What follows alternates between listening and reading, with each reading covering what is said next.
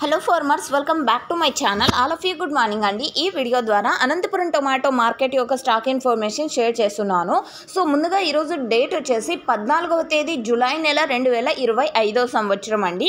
ఇక ఈరోజు Anantapuram tomato market stock తీసుకుంటే గనక నిన్నటితో పోలిస్తే స్టాక్ అనేది పెరిగిందండి.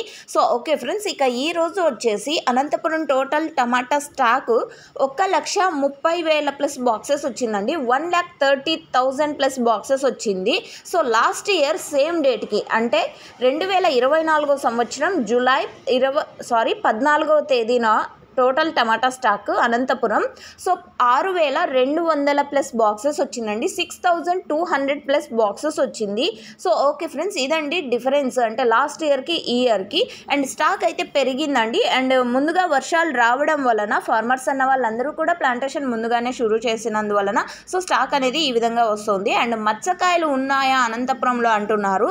సో కన్ఫామ్ ఉన్నాయండి, చాలానే ఉన్నాయి.